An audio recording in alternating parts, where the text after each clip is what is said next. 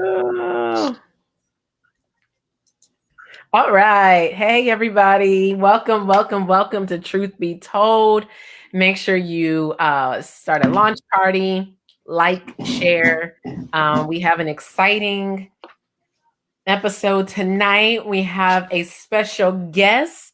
Woo! My friends, Mr. Wayne Knox. We're so excited. Welcome, Wayne. Welcome, welcome. Thank you, Madam Dr. Crawl, Mr. Davis, and the esteemed Miss Brown. I'm soon to be Dr. Brown. Thank you for having me. Awesome. Yes, yes. So before we jump into our topic, let's start off with check-in. So Z, what is going on in your world? Oh, the usual. I am recruiting for my dissertation. And it's a slow process. So my program has been really easy. It's been good to me, but I had this feeling in my heart that the world, specifically the Black community, would have this deep passion and interest for one to talk about how we can prevent sexual violence on our campuses. And I got crickets. So it's been difficult getting people to respond. I get it though. Like, I'm asking them to spend an hour of their time interviewing with me via Zoom, which you're talking about students who've been virtual in some capacity for a whole entire year. And just talking to some of my students here at my campus this about 2 weeks ago, they're like, we're tired of Zoom. So I'm not too offended that no one is like rushing to email me and inboxing me and all that other stuff to be part of my study. But it was definitely a shock where I'm like, this is okay. And I have a timeline. Like, I'm trying to defend this summer so I can walk come September. So I'm like, I need people to respond. So I've been approved by my IRB to add incentives and to expand my population. So if you are watching and you went to an HBCU and you are a Black female, if you graduated within the past 5 years, inbox me because I would love to give you $25 to help me do my study. And I will put my email in the chat so that way you can inbox me or email me. But overall, I'm good. Like, even getting that modification for my application was a 24-hour approval. So it's a challenge, but yet my program, my chair, the IRB, they're extremely supportive. So I'm feeling real good. Yay. It's going to happen, Z. Keep pushing. You got this. So anybody that's watching and you know people that meet this criteria, send them Z's way. We got to get this dissertation done. No games, no playing. We about to make it happen. So all y'all out there, make it happen. Inbox her tonight. Get you some cash. Help another amazing woman achieve that goal of a doctoral degree. All right. Brandon Davis, what's up? Yeah, life is, sorry, that's my dog. Life is good right now. That's pretty much all I can say. Life is good. I got a couple things in the works. I've got a contract that's coming up that I'm really excited about with a pretty significant famous person, kind of. And so that's dope. Career's going kind of well right now. Everything is good. I don't know. The sun is out. I'm outside kicking it. That's all I really got. Everything's really, really good. Nothing crazy that I can speak about, but it's all good. Okay, Brandon. You know the summer's coming. Running out there in the sun. In the gym, kicking it, doing it. All right. Yay. I'm so excited for you, Brandon.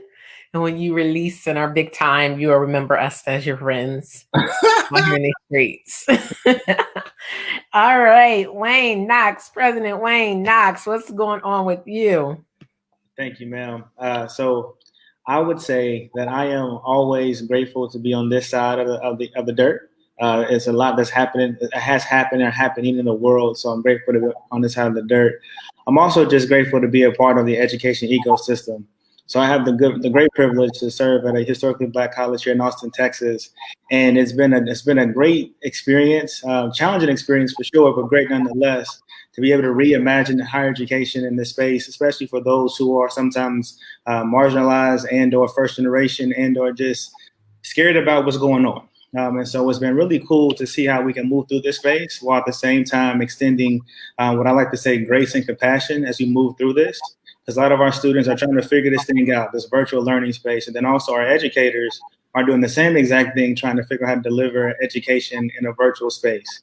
Many of us were not online institutions prior to 2020. And so, a pandemic shows up and knocks at your door and said, hey, you're going to be virtual next week. And so we got to figure this thing out. So it's been really cool to be a part of the history-making experience of being able to transform the space while at the same time being traditional to who we are. We know Black colleges believe in that nurturing, caring environment, wanting to wrap you up, make you feel good about life. And it's hard to do it. It's hard to do that in the computer screen, but we're doing our best at it. So what's been fun in this experience is it's taught me a lot about myself in terms of being a leader and being a professional. So I'm happy about that. On the other end of the spectrum, still working hard to be a value add to the community. I find myself on this path to be the president of my alumni association, the Central State University specifically. And so that's an interesting experience as well, being able to navigate the different generations, talk about value proposition, talk about connectivity, and making those things happen. But it's different. It's interesting, especially in this virtual space. I mean, COVID has taught me a lot again about myself and about how to touch people's hearts. Because again, it's very different to do that in person, but in a virtual space, you got to figure out how to make the magic come through the screen. And so it's been a very interesting time. So again, I'm happy to be on this side of the dirt. It's something that I'm grateful for, but it's interesting nonetheless. So thank you for having me on the podcast today. I've been a fan of the podcast since its inception. So I'm nervous as heck to be here with these outstanding leaders. I said that in the back in the green room, and they told me, "Nah, we're regular people." I know these people. These ain't regular people. So I'm excited to be here, and also very, very nervous. So if I look crazy, it's because I'm trying to make sure I don't make myself sound crazy. Oh, Rez, you will be fine. Thank you. Anybody's not a regular person, it's Wayne. All right. It's Wayne. Wayne. This is Batman out here. Right. We're trying to get on your level. So Dr. Carr, you can't get off the hook. You got to answer that same question. Yes. I am actually doing well. This week was spring break. And so I didn't have a full week off, but just working on a number of things personally. I have completed, I set a goal thanks to my dear friend, Zakia Brown. She and I, we had a coaching session at the end of December, and there were some goals that I put down for myself. And I haven't been able to circle back with you, Z, but a lot of the goals that I said I wanted to accomplish by a certain timeline, they are actually happened. Like one of my goals was by March 31st, having the draft of a book I'm writing done, and I have the draft done. I had a conversation with a publisher today, and I'm doing a research on another publisher. I'll have a meeting in a couple weeks. So that is really exciting. And then I'm starting another book. So I'm looking for people to interview. It's about how to live a fearless life. So I'll put some information later. So I would love to interview some folks just to hear their stories on how they live fearless. And fearless does not mean you never experience fear, but how you kind of walk through your journey of living fearlessly. So that's exciting. Writing is one of my passions. So I'm working on that. I'm excited because I'm living a life that I've always wanted to live, a life that was not centered around the job that I work, but more so a life of experiencing, like traveling. And, I booked myself a trip by myself. I'm taking at the end of April, which I'm excited about. And for my friends on here that know me, that was not me in the past. So to do that and not be worried about taking off or whatever the case may be, I'm living that life for myself now. So I'm excited. Things are good. I'm healthy. I'm happy. I'm whole. So good place to be. So I'm good. Yes. Woo! All right. So we're going to jump right into our topic for tonight. I believe this is going to be a great conversation because many of you out there that have watched our podcast or seen us individually at different parts in our journeys, you probably were like, oh my gosh, Brandon Davis, he has so much talent doing this marketing.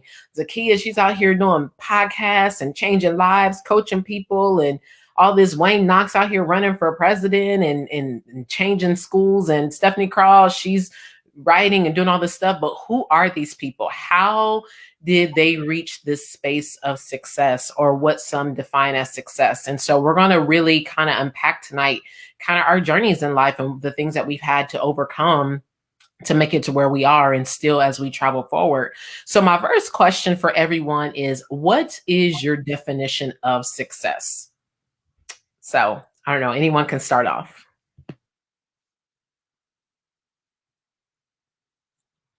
Go ahead, Wayne.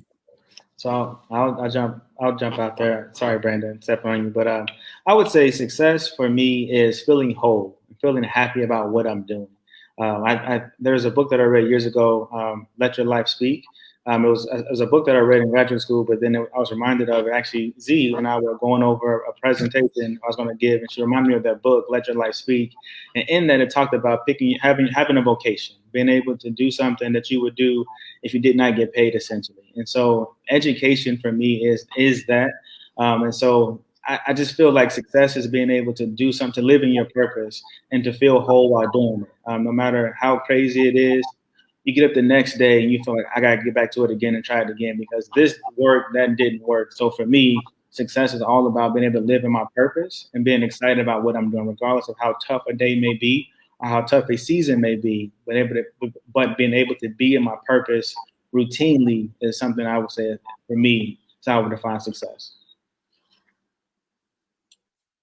I'm going to bite Wayne because it's definitely for me living in your purpose and whatever that purpose is. I think I'm in a space of transition now where I'm kind of looking at what success for me is. I don't think we often, even when, you talk about the four of us, Wayne walks in the room, everybody's like, that's Wayne Knox, right? But the truth is Wayne probably doesn't see himself like that. The same with me. I walk in the room, they're like, that's you, but I don't see myself as being successful in the way other people see me. And over the past 3 years, I think I've had to reevaluate what success looks like, and accept how people measure it differently. I'm really quantitative about success. Like I set a goal, it's 300 is success. 301 is great. 299 is failure, and that's just how I've always been about what success is. And lately I've had to kind of change that and say, success might be the journey. It might not be the destination. It might be going along the path. And so, no, I may not quantitatively be successful in that way. But still, I learned in this way. I was able to accomplish some goals and to be content with what that is. And so I don't have a hard or strong definition or concrete definition of what success is right now, because it is a big topic for me that I'm constantly thinking about. Like, what is success for Brandon in the next year? What is success for Brandon in the next 2 years? Like, what does that look like? And trying to figure out, how do I measure that differently than what I've done in the past? So similar to Brandon and Wayne. Can you guys hear me okay? Okay. Similar to Brandon and Wayne, I look at it as how I'm showing up in my purpose. And it's interesting that we even had this question or even had this conversation come up, because a few weeks ago, there was an image of some sort on LinkedIn that I shared from somebody else. And it talked about success. So it talked about the overworking and having all the money and all these different things. And even then I had to reflect on, is success, have I transitioned from having success being defined by how much time I spend at work? So am I the first one getting there? Am I the last one to leave type thing? Am I always overworking, doing that whole burnout, extra 40 plus hours? But then also, am I chasing money? So am I chasing salaries opposed to impact and intention, or even balance and being purposeful and intentional? So as Brandon was saying, like, I'm at a place where I'm really reevaluating what that looks like, but I'm also becoming comfortable with how I am reevaluating that. So success for me is really being purposeful and showing up in that purpose, doing things that are passionate, and doing it in a way that influences other people. Like I've said it before, if you ever listen to our podcast before, like we're all divinely connected in some way, and we all were here to inspire, uplift, do something for each other's life. Like we're not intended to just live by ourselves or live without the support and encouragement from others. So with all of that, we're in some way we're going to impact one another. So for me, success is like, how am I living my life to where I'm actually serving and supporting and encouraging and uplifting and changing someone else's life? Because it's not just mine I'm living for, I'm also living for other people. Those are all amazing definitions. And I would say for me, historically, success was a checklist. It was, okay, you have to do this, get the PhD and buy the place and get the job. And it was like, boom, boom, boom. And it was actually this would have been, gosh, I think it was like almost 8 years ago when she came to visit me when I lived in Maryland. And she asked me a very direct question, like, you've done all these things, but how have you lived your life? And that question made me, at the moment, it didn't stop my track. I'm like, okay, oh yeah, you're right. Okay, when's the next thing, But I would say in these past couple of years of my life, I've really begun to reevaluate success to be more so, when in my life am I making an impact and I feel healthy within myself? And making an impact may come by way of a position I hold. Making an impact may come by way of conversations I'm having with people and changing their life in some sort of way. And then also living a life where I'm not like exhausted at living, if that makes sense, like exhausted, like waking up in the morning feeling exhausted because I have to go to a job, or feeling exhausted that I have to do another thing. But I think success for me now is where I feel healthy and whole on the inside. And then I'm giving outwardly from a place of abundance versus a place of lack. And for me, that's where success is, that I'm not straining to give of myself. I'm more so like, I have so much inside, I'm going to pour out on other people what is now been poured into me. So that is for me now where I define success. If I obtain the next job, that's great, but I'm not measured by that. I'm not measuring my success by obtaining that job, because if I'm not making an impact in that job, then it was just another thing to do. So I would say that for me is where I'm defining success even more now in my life. So I'm happy about that in a lot of ways because I'm enjoying life a lot more versus trying to get something by a certain date and certain time and somebody else's timetable and all that other stuff. So that has really become important to me. But something all of you said, which I think ties into, and I'm going to, before I go to the next question I was going to go to, all of you spoke about living in your purpose. So how did you arrive at knowing what your purpose was? Or are you still figuring that out? Go ahead, Brandon. You're still on mute. I was actually throwing it to Wayne. Wayne, you had something? No, I mean, I do have something, but I wasn't going to jump first, but I can. So I guess I'll go first. Sorry, this is me being nervous in this moment. See, I told you guys, I'll get my stride eventually. I would say how I was able to find my purpose was when I did some reflection on what I've done, what of the journey, right? And I think we all lived at that point in response to the earlier question about this journey we all have been on, are still on, and will forever be on. I think that's a part of life. It's going to continuous journey. You never really reach a destination per se, but I think that in the living of your life, you find your purpose. And so for me, it was doing some reflection on my life journey thus far, and I found that I was most joy-filled and joyful when it was in education spaces. So education does not necessarily mean just a traditional K-12 or traditional higher education. It can be through mentoring, it can be through coaching, it can be through advising, it can be through consultation or consulting. So for me, it's working with people, helping them reach their full potential. I found I have a stronger connectivity with Black males from inner cities because that was my story, right? Not having a mentor, someone to walk me down the path, and then after going down the path and learning where not to go, what not to do, and how not to be, I use that information to then pass it along because I believe strongly in the concept of talented 10th. And so my success should be the platform for which my mentees will launch from. And so I needed to be sure that I was doing all that I can do to create a strong platform that was tall enough, if you will, for them to have a nicer launching pad. Not that my launching pad was terrible. It was the journey for me that helped me to get in this space. So all that to say, being able to have the reflective moment and to see that I was most joy-filled and joyful when I was in educational spaces.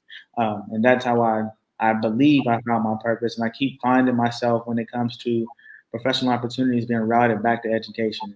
Whenever I tried to deviate or leave the educational system, again, whether it be K-12, higher ed, or some kind of mentor and advising space, I'm routed back to that. That's what I'm called to do, I believe. And I do it comfortably, without much hesitation or pause.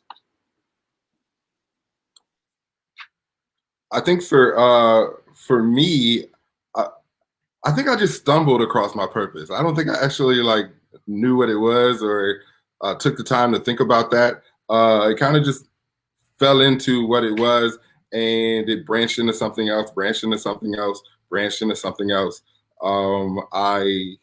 This is a whole story. All right. So like originally when I came to college, I saw a girl. Her name was Charmaine Beard, and she was wearing a coat. She was wearing a Central State jacket, and I wanted that jacket. Like I wanted that jacket so bad. She had a hat, she had a jacket, she had an umbrella. I remember we were standing in front of the clock tower when I saw her, and I was a freshman, and I stopped and I was like, I want that. And she was like, in order to get this, you got to be a tour guide. Like you have to join this organization to be a tour guide. And so I stumbled into being a tour guide just because I wanted that jacket. And then from there, I stumbled into being leadership from there. Then from there, I stumbled into recruitment. Then from there, I stumbled into marketing. I stumbled into SGA, which helped me understand what I wanted to do as far as leadership. And then I found my purpose along the way. It wasn't something that just I thought about. I thought I wanted to work at Myers, right? Like I've said that a couple of times, is that when I was in high school, I thought Myers was going to be my goal. They had benefits. They paid $10 an hour.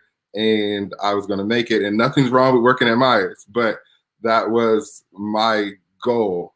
And that was what I would have said my purpose is, just being a cashier. And even when I was in college, the plan was like, I worked at Myers during the breaks. And the plan was afterwards, like I already got a job there, just continue working as a cashier. Maybe I'll be a manager one day at Myers. And so the purpose came just from me pursuing that jacket, right? That's how I found what I wanted to do in life. It started with seeing Charmaine in a jacket that I desperately wanted. And I think a lot of people are like that. I don't feel like a lot of us sit down and read The Purpose-Driven Life. I've read it, but I don't feel like a lot of people do that and try to figure out what you're doing and your whole life goal. I think most of us just stumble along the way. We figure out, hey, I really like this. Let me pursue it. And along with pursuing that, it may not be the thing that is your purpose, but it leads to something else that leads to something else that leads to your purpose in life. See, so I think we have multiple purposes. And I say that because one, our life is a continuation of a journey. So our life is always us figuring out who we are, figuring out life. I mean, even as we're entering into new decades, we're starting realizing, okay, who I was 10 years ago is nowhere close to who I am right now. And then recognizing who I will be 10 years from now would most likely be not who I am at this moment. So I think within that, we have multiple purposes.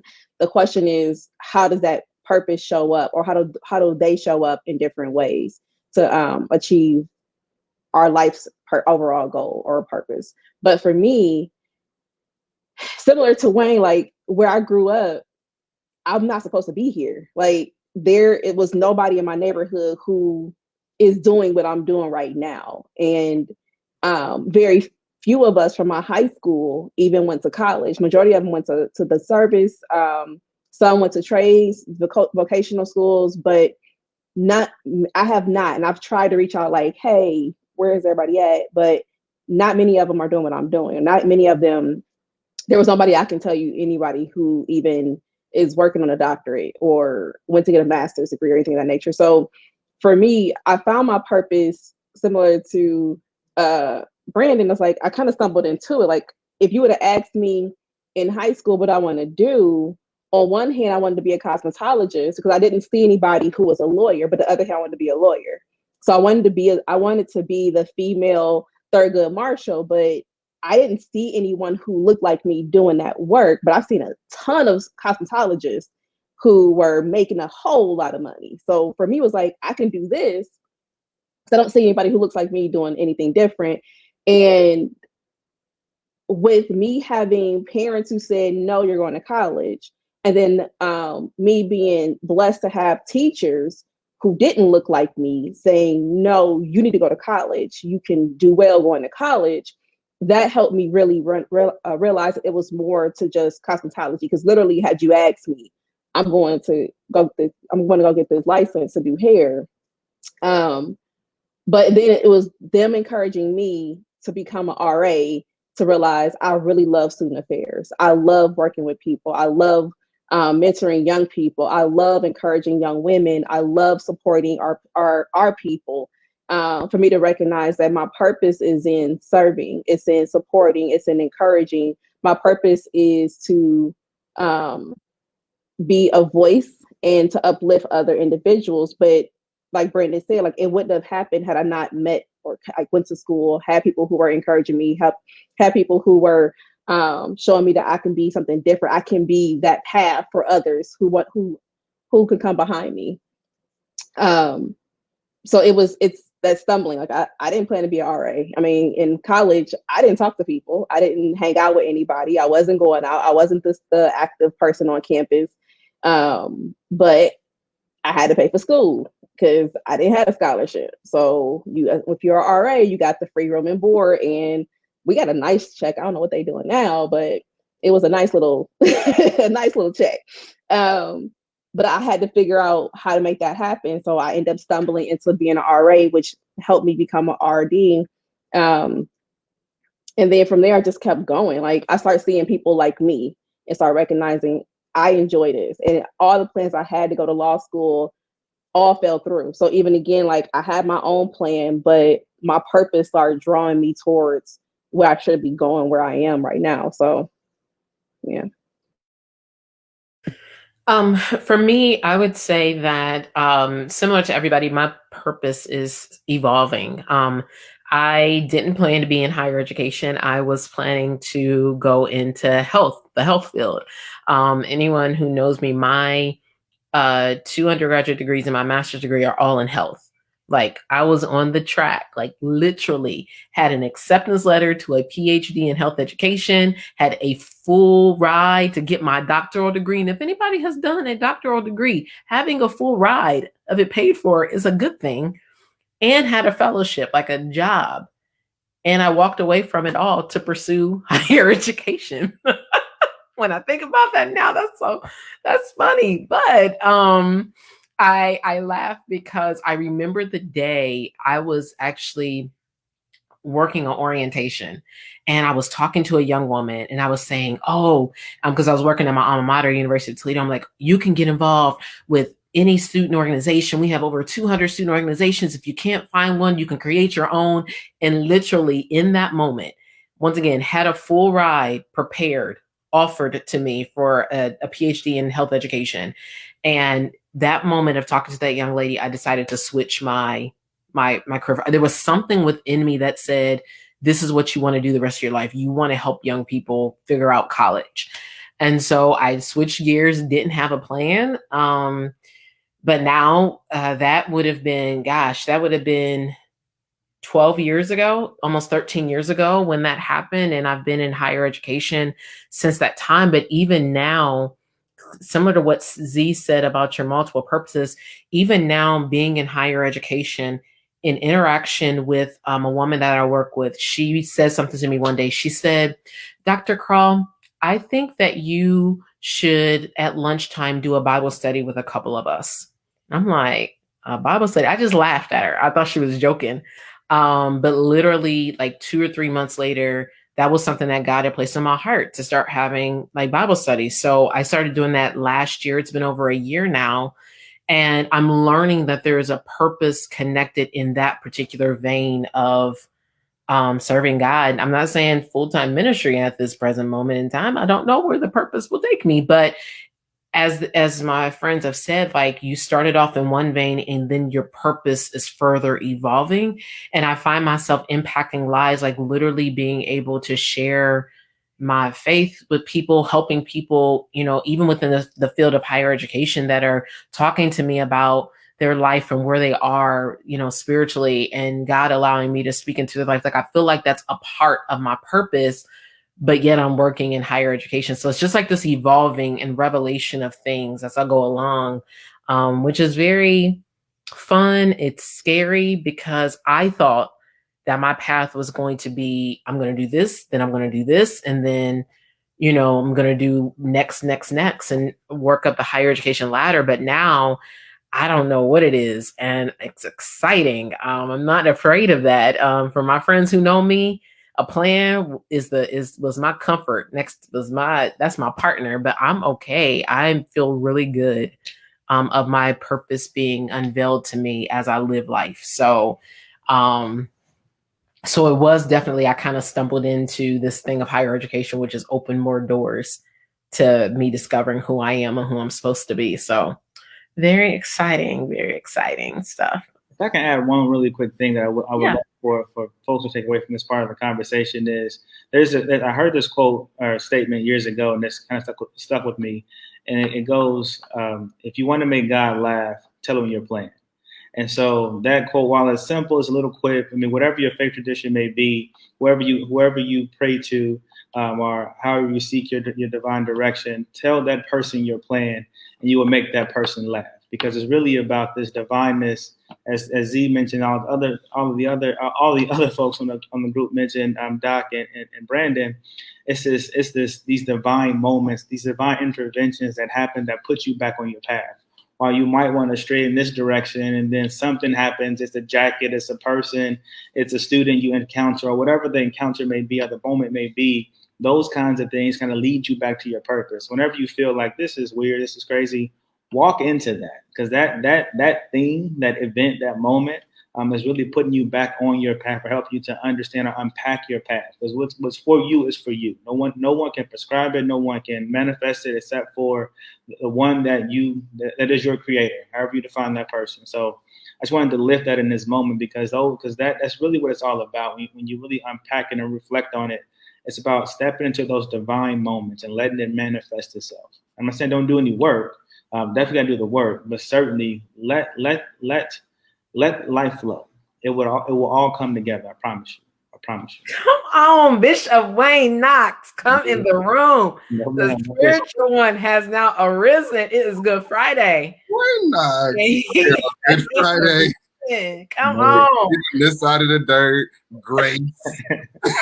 What is going on?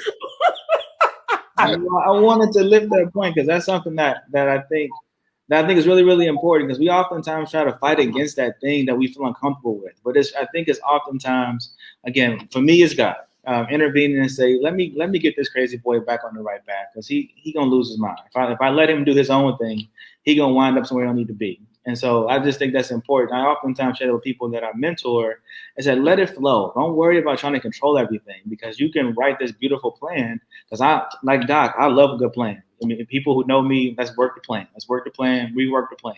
But that has a purpose.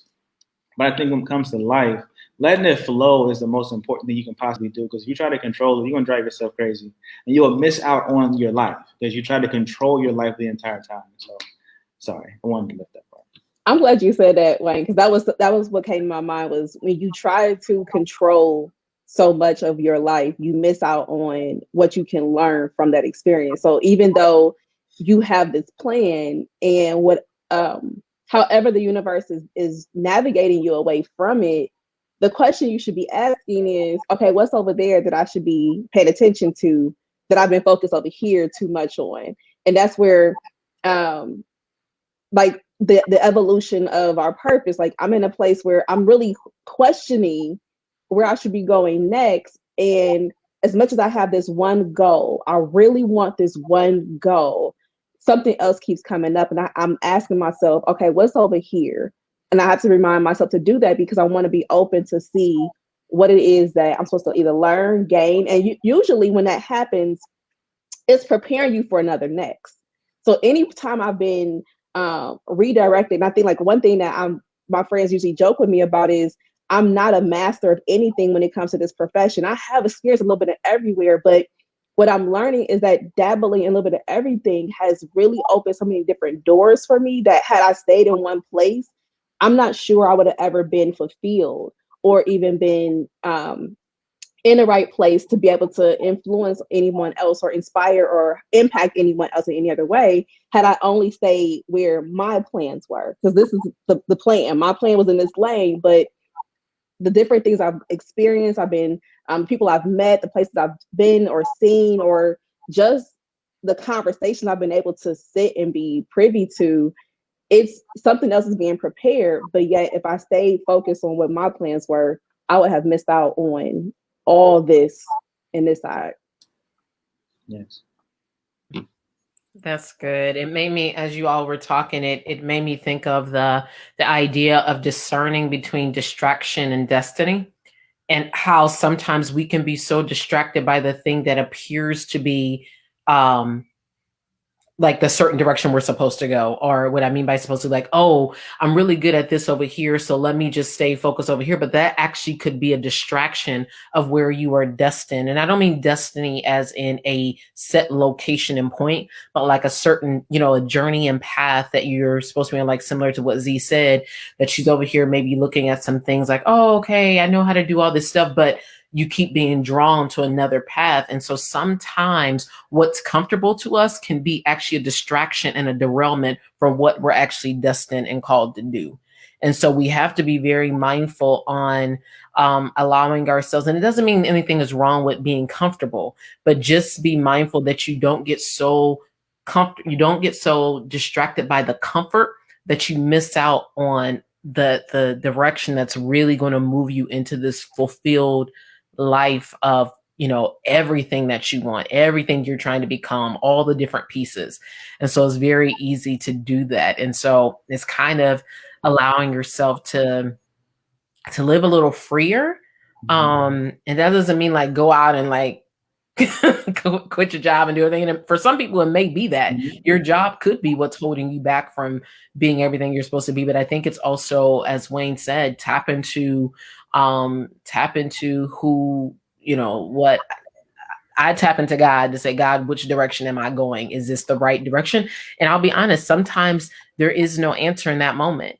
And so there's times where I have to step out on faith, and God is so good that if I go too far, he's going to get me back on track. So I think that is so important. So important. Go ahead, Brandon. Go ahead, Bishop Davis. Go ahead, jump on in there, brother. Wayne turned this into the gospel hour. Let me just tell you. So I was not ready. I will agree. I think my purpose in life, so the reason I think we all have a close friendship is because we have similar passions and similar methods. And I am a man of a plan. I like a plan. Let's work it out. Let's go back and reassess the plan. Let's go over the plan 10 times. And let's stick to the plan. That is me. And I think I have been very fortunate. Years ago now, yeah. I had my come to Jesus moment with God and was just like, what's going on? And he redirected my plan. And since then, I kind of have let him take the reins with, hey, this is what I want to do. This is where I want to go. And in general, how can you make that happen? Let's get there. And he's, set his own course for my life. And it's gone along really, really, really well. And really timely. I believe that, dang it, Wayne, why did you make this a gospel hour? I just believe that God works in a rhythm, right? And so like if you're in the rhythm of God, then things kind of go along in the plan. And if you step out of the rhythm of God, then you start to see things go astray. But as long as you work in God's rhythm, then you're set, Wayne. Shoot. So I didn't mean it. I mean, I did, but did not mean for it to move in that. That's this guy doing this thing. And there's another one that I like is coincidences are God's way of being anonymous. So that's probably the last thing I'll say that's more spiritually inclined. But in that place, though, I think that this idea of the discomfort part that we talked about, that's where the growth and magic happens, right? That's where you really step into who you are. And I think everything that we've all been able to accomplish, like I said to folks earlier, I know these people very, very well. And they know me very, very well. And I think all of our growth moments as individuals has been in our most most uncomfortable place or uncomfortable moment. And I think that's one key thing for folks to take away from this as well, this idea of the pathway towards success. It is not going to be our roses. It's going to be some what the H, who the F, and what the H again. And then you got to call your friend, your little couple of things into the wind, kind of toe up, just crying about life. And that you got to have that moment. And that experience really helps you to figure this thing out. I think it's in that you really find your purpose and your calling, because you got to get you got to be uncomfortable. As Doc mentioned, if you spend your whole life being comfortable, you're not living, you're not doing anything. So I'm not saying go out there and act the fool and cut crazy. I mean, I've done that, and I'm grateful that God kind of saved me and brought me back around, and saved in a couple of different ways. But primarily the journey is the journey. So live it, have a good time, but then learn from it. That's the most important thing. So get uncomfortable. Grow. I love this. This is so great. And Brandon Davis, you went there too. Come on, this Good Friday spirit is all here. That's okay. He just did that thing. The spirit worked through him, and then he caught it, and then it was all good. See, that's how we roll. So now we ain't the spirit of God up in here. So kind of, digging a little bit deeper to what we're talking about, and some of you, everybody kind of alluded to this, kind of going back in our lives. So once again, we didn't wake up like this. We didn't just all of a sudden was on these different paths and this kind of wisdom that we all have shared in different ways. So what are some things that you think back in your life that you have had to overcome? Whether in your upbringing or just at different journeys and paths, what have you had to overcome to arrive at this particular point of your journey and your path of success? So I won't go in like too much detail, but I think sometimes a lot of people see where you are and don't see where you come from. They don't see what you've been through, and they also see the character that you put out versus who you really are. And so, I've had lots of those conversations with mentees that I've had who are like, man, I remember I took people home one time to Lansing, Michigan, and they were so surprised because they thought I lived in the suburbs. They were like, I just expected to come here and this be like in the suburbs, a huge big house. And I was like, no, like, why would you think that? I didn't grow up like that at all. I did grow up in the suburbs for a period of time, but I moved around a lot. And I think, again, when I was talking about, I've been really blessed. My life is an anomaly of things that I don't think other people have been through or have been through, but have been able to make it out of or be protected of just like that. Like I come from a very religious family. My grandfather was a pastor. Everybody underneath him was a pastor, all church people on both sides of the family. And then I moved around a lot. So I wasn't like with my family. I lived in North Carolina. I lived in Lansing. And we moved back and forth, but my family particularly lived in Lansing by themselves. Well, I was by myself. And I don't think people know, like I've shared with people, my stepfather was a drug addict. And so we had to battle that as well. And all of those things led to my passion, right? All of those things, the issue of my father went to college in Tennessee. So he wasn't in my life as a child every day, right? He wasn't a part of my household. And so battling with that, I was a horrible high school student. I graduated with high school. So I had like a 1.7 in high school. I graduated 2.7, but they made some magic happen to get that. But I had like a 1.7 in high school, barely got out, never went to class, couldn't stand it. I was going through memories the other day of how bad I wanted to do drugs. Like that's not like weed, like I want to do drugs. And I've just always been protected. Like I had a best friend he was heavy into drugs and he would not let me do drugs with him. He would always send me home like right before. He would be like, all right, Brandon, we about to kick it, so you got to go. And I would just be like, I want to kick it. But just a lot of stuff has happened in my life that everybody doesn't necessarily get to see every day. They only get to see the success or who I am today, and not who I was yesterday. But that's all part of the journey of who I am. I'll leave it at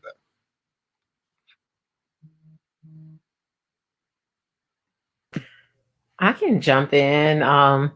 Definitely, I would say growing up, I had a very interesting upbringing, being raised in a single parent home, and some various challenges that were that happened in that space. And so there's, because of the single parent home situation and my father not being a regular presence in my life, I dealt with some self-esteem issues my whole life.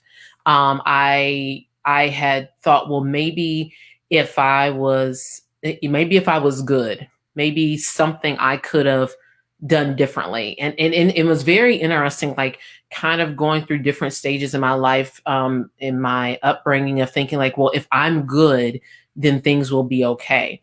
And that's a lot. I mean, you're 7, 8 years old, having the mindset that you have the ability to impact the decisions that adults make. And if I'm good, or just not seeing myself in certain ways. And then that played out in my high school career. Deciding to, be taken advantage of, and, being in sometimes abusive relationships, even in high school, and going into college, still trying to please people. Because once again, if I can be good enough, then things will be okay. Through a stage in my life where I just decided to wild out. I was also raised in the church, and I was afraid. It's so funny. I was in my mind trying to be good. And then I was afraid that if I was bad, then God was going to send me to hell. Like literally God, like I can't make God mad. And all of that played out in my life to where I was in college, still having that kind of mindset of, I just got to be a good girl. I got to be a good girl and things will be okay. But all of that was just a lot of self-hatred on the inside. Like my esteem was just horrible. And I'm going to be honest, it took years because all it did was it continued to evolve into different things. So maybe I was no longer trying to make parents or family feel good. It started being job. So I started working extra hard because if I'm a good girl, if I do good, they'll accept me and I'll be okay. So that whole pattern, and literally I would say in the past 3-4 years, being broken and delivered from that, like I don't have to live this life of making anybody happy.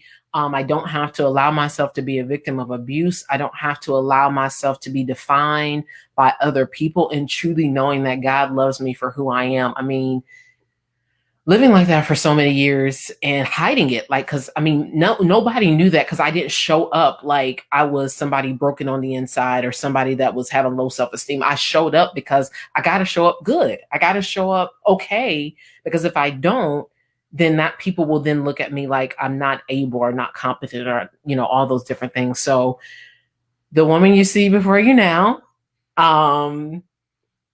there's more to that story that I won't go into right now, but it has been a lot to overcome to be in this space of success. And I'm so happy because I'm no longer in bondage to what people think of me. I'm no longer in bondage to seeing myself less than. I value myself now.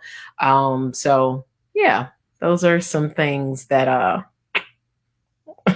some interesting things I've had to overcome to be here where I am.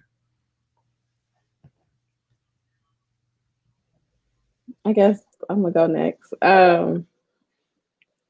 Hoo-wee. So I'm gonna say yep to Brandon and for Stephanie. The way in which who you see right now is definitely not who I was growing up, but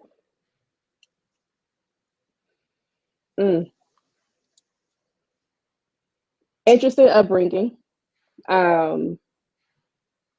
The stereotypical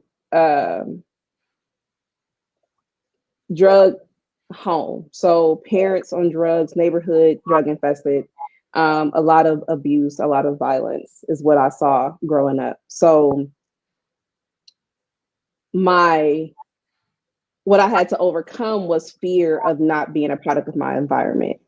And with that fear of not wanting to be a product of my environment, I had to focus my attention elsewhere. So I was focused on being smart. I was focused on being accepted. I was focused on being the center of attention in various ways that was not healthy.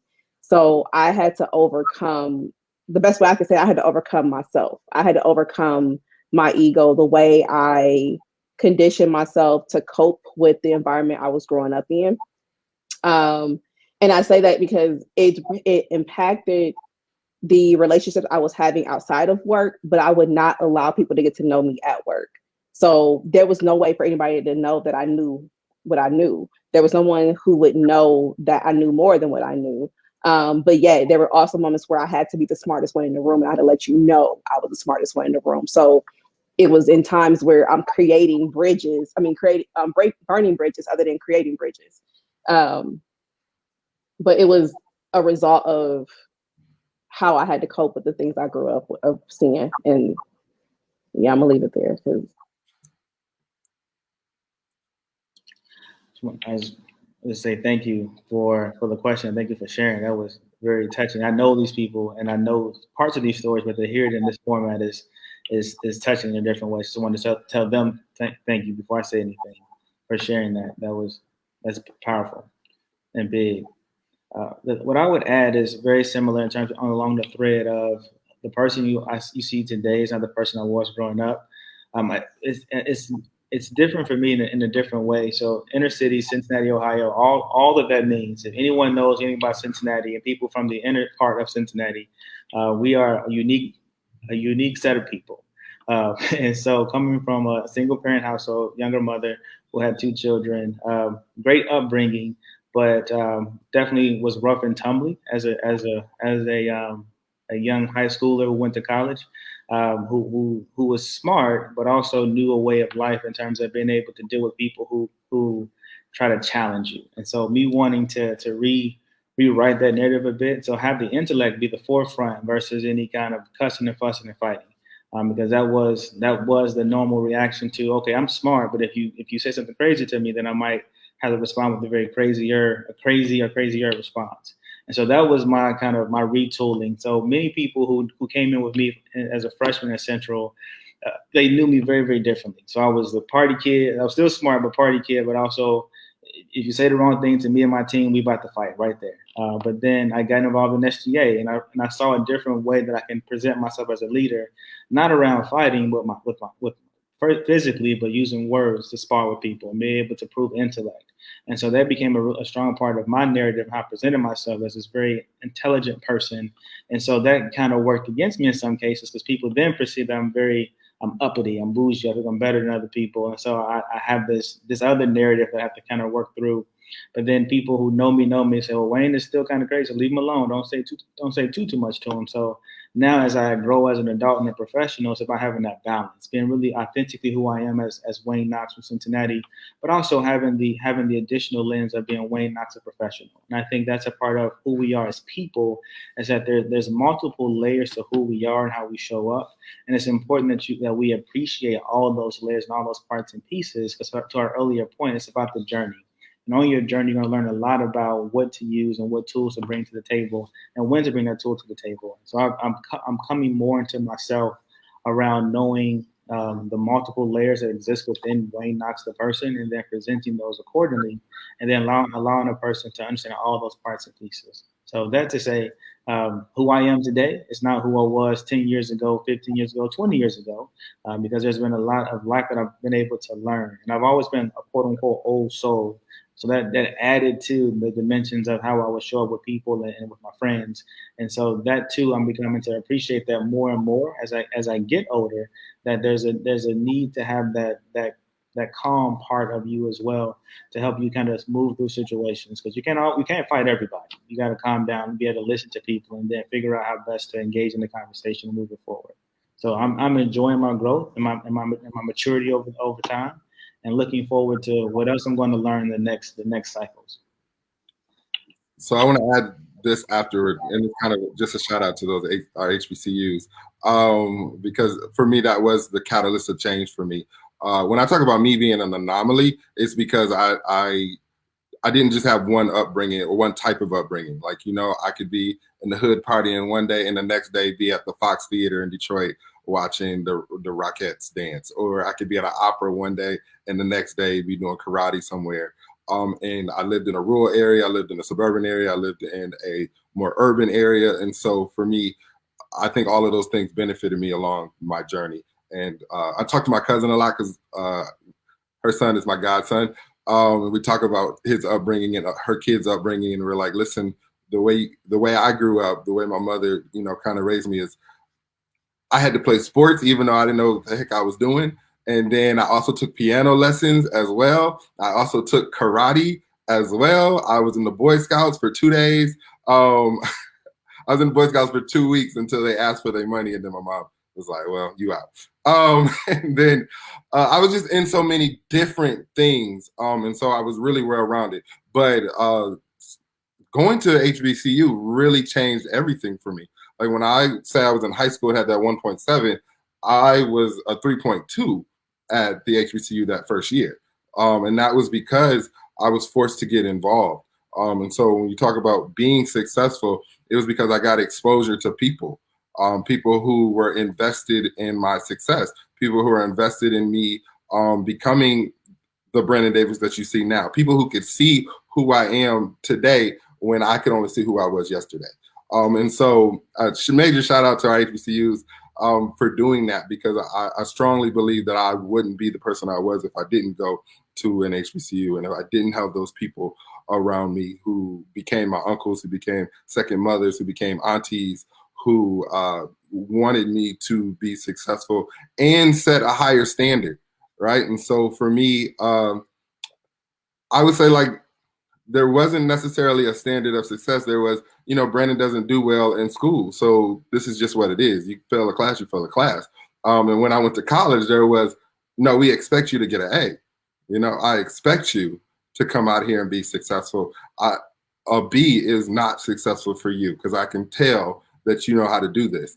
And so that pretty much changed my life in the way I kind of viewed myself. Even throughout working professionally, we all know the challenges, but working professionally, all of those things helped me grow. I often talk about one of my mentors, Robin Rucker.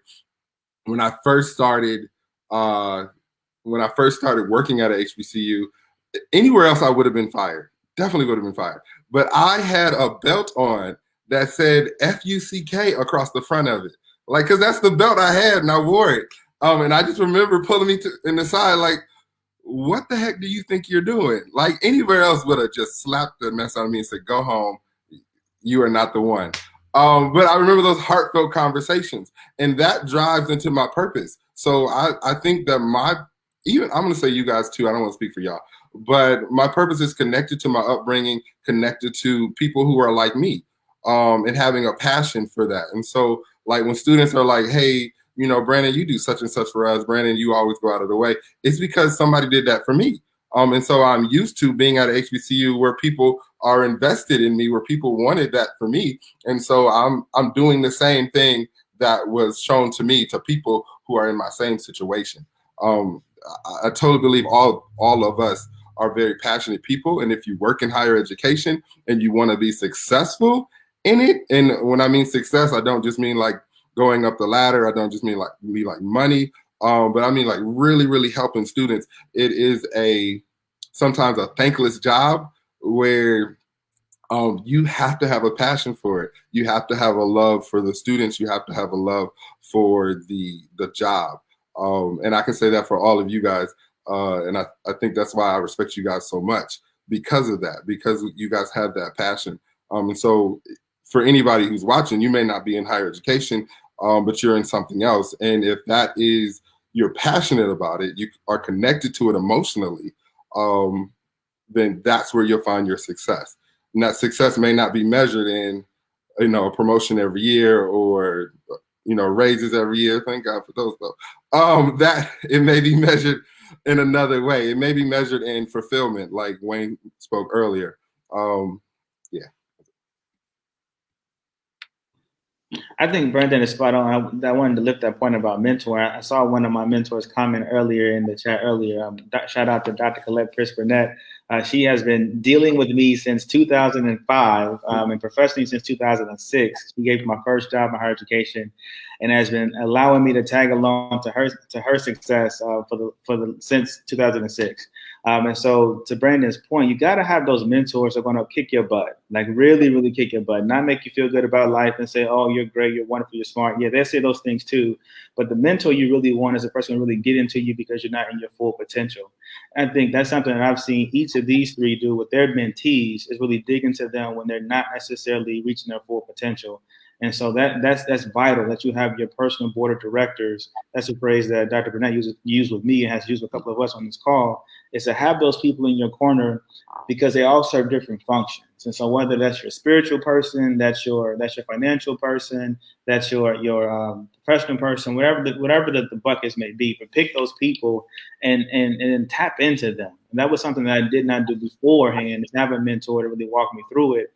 And so that's why mentorship is such a point of passion for me, is because I see the power of it and what it can do. And there's many of you who are maybe listening who feel like you may be a good mentor. Get in there and try it. You can mess up, but you really can't mess up, because if you feel called to help somebody, step into that thing, because mentoring can really change somebody's life. It's definitely put me on the path. I don't know that I'm successful per se, but it's put me on the path to be able to have impact and be able to change lives and really walk into what I believe is my purpose, and that is education. So I just wanted to lift that point that Brandon kind of mentioned, that the thing about mentoring, that's a key thing, and that helps to keep you on your path to success, in my opinion, as well. Very, very, very good points. I'm just sitting here like, yes, my friends are awesome. No, this was good. A question that popped into my mind, I know we're kind of hitting our time here. If there was, so we've all been through various things, and we shared some of our journey that we have experienced in life. What if you had the opportunity to go back in time as your current self? Is there anything that you would share with yourself, So let's say we'll go back 10, 15 years ago. If you had just like 5 minutes to talk to your 10, 15 year ago self, like 10, 15 years ago, you had the moment to talk to them. Is there anything that you would say to them that wouldn't necessarily maybe alter the journey, or it might, in your life? Well, what would your words of wisdom be, if anything, if you had that opportunity? I'll say really quickly, trust the process. Trust the process. Don't try to fight it. Don't try to control it, because that's been my biggest lesson that I need to continue, that I need to learn, is not trying to control. As I mentioned earlier, just let life flow. It will all come together. If I had to talk to me 10, 15 years ago, well, y'all know I'm a different person. So I would probably tell myself to man the hell up. Like, that would be the conversation that I would have with me back then. Man your ass up. And when I mean that, I mean stop being scared to take chances. Stop being scared to be who you are. Take those opportunities as they come. Appreciate the people in your life. But man the hell up. I think 10, 15 years ago, I was still scared to be intelligent, and I was still scared to be successful. I think achievement frightens me, or it did. It frightens me. It's one we've shared this before, that I kind of have a fear of rejection, but I also have a fear of failure. Things that I feel like I'm going to fail at, I don't pursue. And I only pursue those things that I know I'm going to be successful at.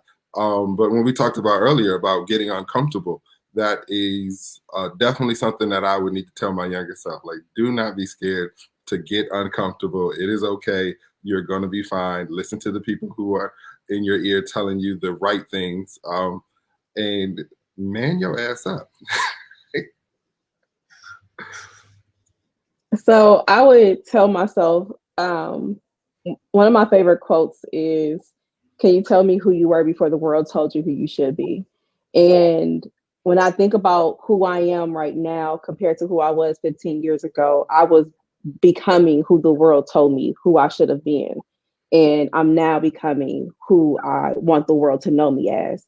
So I would tell myself that quote to start saying, stop conforming, do not conform to the ways of the world, do not adjust yourself to make anybody else happy, do not hold yourself back because, as Brandon said, you're afraid of failing, but then at the same time, you have a purpose and you cannot somebody's waiting for you to show up, so they can't walk into their purpose until you do so. And if you continue to operate in fear, or you continue to shape shift to appease other people, then you're delaying somebody else walking into their purpose, and you have a calling that you need to fulfill. So I would recite that quote. Can you tell me who you were before the world told you who you should be?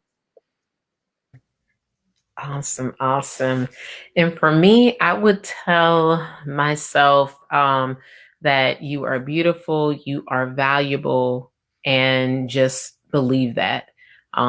Believe in who you are, don't let others define you. I would just really try to pour into her, just for her to see her value in an amazing way. And once again, not to allow others to similar to what Z said, like not to allow others to put a value on you, because you're valuable anyhow. So I would definitely tell her that. Yes. Awesome. Is there anything else anyone wants to say about this topic? I know we've talked about a lot, we've unpacked a lot tonight. Anyone else have anything you want to add about this pathway to success and finding your momentum, or whatever the case may be? I would say get you a dope group of friends like the ones that I have. We call ourselves the Young Lions. We were given that name kind of to get us in trouble, but we took that moniker of shame, if you will, and then really took it to higher levels. But get you a group of dope ass friends. I'm going to cuss now, Brandon. Thank you for giving me the privilege to cuss after you said a few cuss words. But get you a group of dope ass friends. It's really going to help lift you up.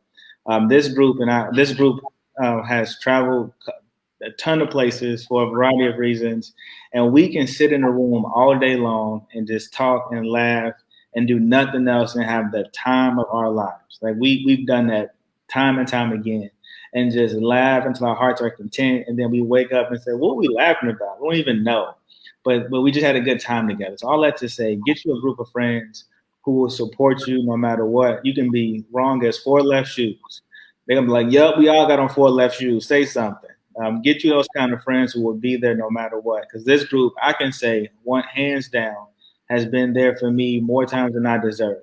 And so I am grateful to be with this group. I make them mad, they make me mad, but I love them no less when they're mad at me. So that's the one thing I want to say to anyone listening. Get you a group of friends who will support you no matter what you do or when you do it. I'm gonna back Wayne up on that. One of the things I talk to my mentees about is your ability to not see yourself, that God has given us see, Wayne, look at, you see how it keeps coming out. You see, once you start it, it never goes away. And that's let him use you. Let him use you. Listen, Wayne, once you so yeah, what I share with my mentees is, God has given you the ability to see everything in the room but yourself. And so you can look to the left, you can look to the right, but in order to see yourself, you have to surround yourself with reflections of you. So you have to be around people who can control that reflection, show you the right way. So it's kind of like a fun house. If you got somebody in your life who is showing you a bad image of yourself, then you start to believe that, because that's how you see yourself, as who you're surrounded by. And so making sure that you have those people in your life who you can trust to reflect you well. They can pour into you just like you can pour into them. And they don't skew the image of you, so you don't think you're something else that you're not. Not make you think you're too high, not make you think you're too low. but be honest with you and have those conversations. And I will say I appreciate this group too as well. Everybody within the group, not just the ones on the call, on the screen, for being able to have checks and balances in our lives. That's extremely important, to have somebody who can check you and balance you and say, this is what this is.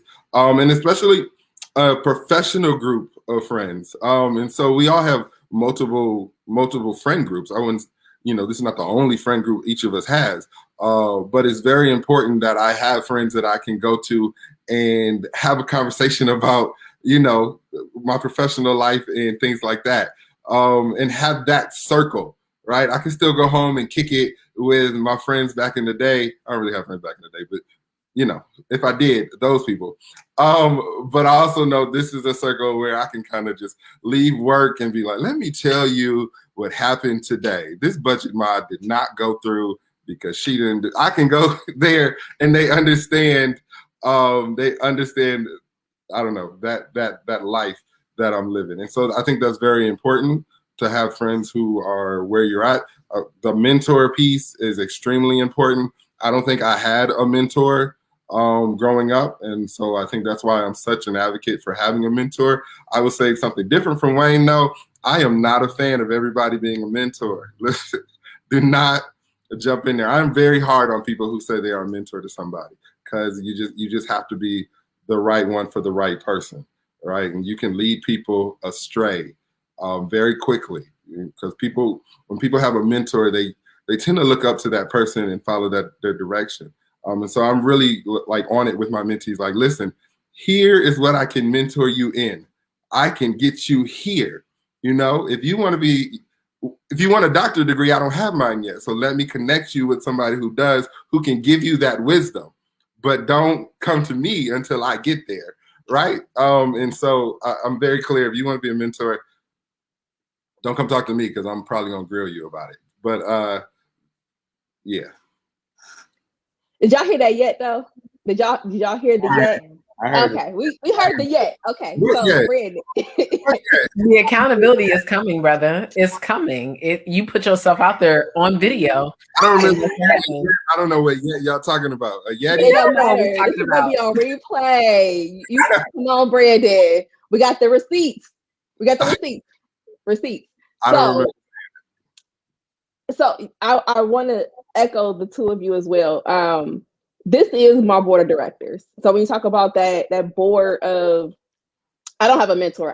I need a mentor. I really do. But I don't have one right now. But the board of directors is this group, because as Brandon shared and even Wayne hinted towards, like, everybody has a different skill set. And that's the one thing, we really love each other for that part, because everyone has a different skill set. And I can go to Brandon like, okay, I have this marketing idea and I need your help because I'm terrible at it. I could talk to Wayne about leadership. I could talk to Steph about the spiritual guidance, but then also when it comes to just the grant management that she just gave and the guidance she gave, we all have these different skill sets that is beautiful, that makes us better in what we do. That's the one thing I really do appreciate about us. But then I also want to share is one of the things I did at the beginning of this year was I did a friend inventory check. So I started to really look at who was in my friend circle that wasn't adding value, or I wasn't adding value. Because I also had to look at, am I adding value to somebody else's life, or am I being the leech? Am I hanging on to them because there's something that they can offer? And that's key, because you really want to know at some point, as you start to evolve, you start to grow more into who you are, who you're meant to be, you start to recognize that there are individuals who it's the season, reason, lifetime concept. So you start to recognize that some people have overstayed their season. Some people's reason was over a long time ago. You just didn't let them go. And then you have lifetime people who are really meant to be in your life forever. And I think that's part of this group, is like, I believe that you are the lifetime group for me because of what we add to each other, how we support each other, how we encourage each other. And it's been over 10 years of making that happen. So I'm grateful for you all. Definitely echo Brandon and Wayne about the mentor part. Check yourself before you do it, and be honest with somebody who asks you to be their mentor. If you can't then you just can't. And then also ask them, why do they want you to be their mentor? Because I had to do that recently with a student. And if they can't tell me what they want, then it's not going to be effective. I don't know how to support you. We can chit chat, I'll talk with you, but what are you looking to get from this experience? And if you can't share that, or you're not clear about it, is this really going to be the best use of our time? So that's one of the things I implement whenever I speak with anyone who asks me to be their mentor. Like, what are you looking to get from this experience? Great stuff. Great stuff. Yes, this is a great group of friends. There have been many that have tried to be a part of this great group, and they have not succeeded. There have been many people that have been knocked out the group. Inside joke. But no, that's good. Definitely get yourself a good group of friends, and knowing everyone's attributes, knowing everything that folks bring, and knowing when you're not the strongest in something. I think one of the greatest things about growing in success is being self-reflective, to understand where you are and where you are not, and then being open to positive, constructive criticism from individuals that are trying to build you. Like this group here, we will criticize the mess out of each other, but it's all in love. I mean, it's all in great love because we want each other to be better. And then there's times where it's like, I need to separate myself from y'all just for a hot sec. Let me get myself together, because if I am on this group with y'all, it may not have anything to do with y'all. It's just like, I'm just going to watch the chats and I'm just going to be cool over here because, or just having that grow. It's just a really good, if you don't have this group, you can't have this group. This is my group. But get yourself a group, get yourself people that will be people with you for a lifetime and actually are growing. We all are growing together. I can't say anyone in our group has remained stagnant, and that's a good thing. When we talk about the finding your momentum of success, you got to surround yourself with people that are moving as you are moving. Because if you are the smartest person in your group, if you're the only one moving in your group, you are in the wrong group. There is nothing maybe wrong with those people. You just have to make sure you are navigating yourself with groups of people that are moving forward, because we sharpen each other each and every. I mean, if anyone ever got a glimpse at our group chat, it will go from all I have to say is that you will learn history. You will learn the latest musical trends. You will go to church and have you a good spiritual dialogue. And you will get told off too. And it's all in love and it's all great. And so that's a part of your finding, which our topic today was finding momentum for success. Yes, we all have been somewhere, but we're all going somewhere, and we have people to help us, and accountability. Like, I'm about to have to check a couple of these people on this thing about accountability, because we didn't ask them about some places that they are right now regarding education, but we're not going to put you out here right now on the thing. Y'all know who y'all are. We already talked to Z. So there's only 2 other people in here that we could ask about that, but we'll talk about it in the green room. Wow. But it's accountability, like those kinds of things. Y'all coming off mute. I am team watch chat right now for the very reason that I was referring to. That's why I am team watch the chat, not in the chat, because this group is grueling when it comes to holding you accountable to make sure you hit a deadline. So as you all heard, I saw Brandon say yet earlier, and how everyone caught on to that yet. Don't say anything in this group you don't want people to hold you accountable for, because yes, Lord, they will make you be team watch the chat for a little while because you ain't got your stuff together. Yes, a hit dog will howl. I am that dog that's howling right now because this group is wearing me thin about something I need to be doing right this second. That's what we do, because we want for you all to be great. And that is just who we are as people. And it's awesome. It's annoying as heck. Don't get me wrong. We have annoyed each other crazy. But you can't get rid of us. I mean, you could try to leave the chat if you want to. And then if you leave the chat, then you get 45 million text messages. What's going on? What's wrong? Send anybody talk to so-and-so. Send out a smoke signal. We got to go. Do we need to beam down to XYZ location to find out where they at? It's like, But that's about the momentum. Like that's how we are going to be successful, because we can't, life was never created to be live alone. Whether you're in a, marriage, if that's the route your path is taking you on, or if you're friends, we were not living this life to be alone. And as my good Bishop Brandon Davis will let us know, that Jesus did not walk this earth and do his ministry alone. He had disciples. Brandon Davis, I know you was thinking it. Brandon's a spiritual one of our group. Like he's the co-pastor in our group. And then Wayne is coming up in the bishop ranks. So it's like I'm still on the pew. I'm good on the pew. You good on the pew? Okay. Brandon's the co-pastor. And our dear Will Murray, Will Murray, that's not on here. He's the pastor. Lord help us. Yeah. Oh gosh, let me stop. Nobody, unless you're a part of our group, you would not probably get any of this. So let me wrap it up. Does anybody, we typically do announcements. What are some things that is going on that people want everyone to stay attuned to look out for? Z, we'll start with you. What's going on in your world of things you want people to keep their eyes out for? So I'm trying to do less talking and more showing. So you will see some things coming up. Just follow my page. If you are not following Pivotal Growth Consulting, do so. I have some podcasts I've been invited to speak on that I'll be sharing. And there are some writing projects in the works along with my dissertation. So again, if you are a former HBCU female who graduated within the last 5 years, please see my email in the comments to connect with me, so help me do my research for my dissertation so I can be Dr. Brown before the end of 2021. But that's what's going on with me. Brandon. Let's go to Wayne next. Yes. Wayne Knox. So not a lot of new things on the horizon. We're in the midst of this campaign, so all the centurions out there who are active and financial with the Alumni Association, I would love your support. Love to talk with you about why I would be a great president for the National Alumni Association. That's the biggest thing in front of me right now that's new. I would also say stay tuned to Huston-Tillotson University here in Austin, Texas. We're doing some amazing things around education.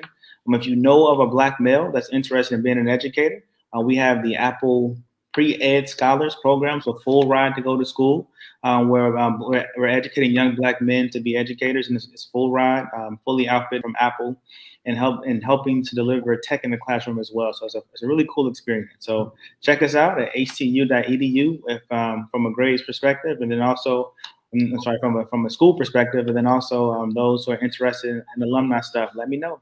Happy to help out and get connected. All right, you guys. So my smoke alarm is beeping for the battery. I don't know if you guys can hear it, but yeah, so I won't be long. And I wanted Wayne to go first because I definitely want to second what Wayne said about him running for the NAA president. I am a huge supporter of Wayne Knox, not just because he is my friend, but because I truly, truly believe in Wayne. And I am a person who is really hard on everybody. And I understand that I am critical of everything everybody does. It's just my nature. I love everybody, but I'm hard on people. And so, I truly believe in Wayne. I really, really think that Wayne has just the ability to lead things in a way that other people can't. And that's not specific to people, just in general. Wayne just is an amazing leader. And so I stand in support of him all the way. I can't wait to see you as the NAA president for the Alumni Association. I am extremely excited about the new membership that came in over the last month. I think the last time I checked, we had 15 new members in the Dayton chapter alone within 2 weeks, which is a huge growth for us. And young alums. And so I don't know, I'm always on that HBCU tip. I don't know why, but I love and appreciate all of this energy that's coming out. And a lot of that energy comes from me knowing Wayne is such a great person with an endearing heart for the institution. And I just totally support Wayne. I am extremely excited. And I am on Wayne's ass right now about his campaign. I text him every other day, like, Wayne, what you doing, bruh? What's going on? And that's just it. But I do that because I strongly believe in him. And I want to see him in this position. Even if he's not, I know Wayne just is a person who will bring change, right? So for me personally, I won't go. I don't want to talk about things that are going on. We'll do that on the next episode next month. I may share some things that have transitioned. We'll see what happens. But there are a lot of things in the works right now. Yeah, a lot of things going on professionally and life-wise. Things are just moving in a good direction because, stay in that rhythm and things just kind of fall in line. Awesome. A lot of great stuff that my friends are doing, which is wonderful. As I shared, coming in, working on some writing projects, and hopefully looking to start publishing one within the next month and then starting another. So I may be reaching out to some folks because I'm interested in hearing your perspective on living a fearless life. So I'm excited about that writing project. Also, for me, on Wednesday mornings, if you're looking to start your day in being refreshed, I have a Refresh Bible Study at 7 a.m. Central Standard Time, 8 a.m. Eastern Standard Time. And it's on my Facebook page, Refreshed and Revealed. And so just a way to start your day, and I spend some time just hearing from God as to what the topic needs to be or should be. And so I just am so excited on being able to share in that aspect. And I try to make it as applicable for people because sometimes the Bible can be hard to understand. So I try to use life scenarios and situations. So please join me there. And you may see some Free Your Mind podcasts here and there. I'm not really sure how I'm continuing to form in that, but totally excited that we'll see whatever comes.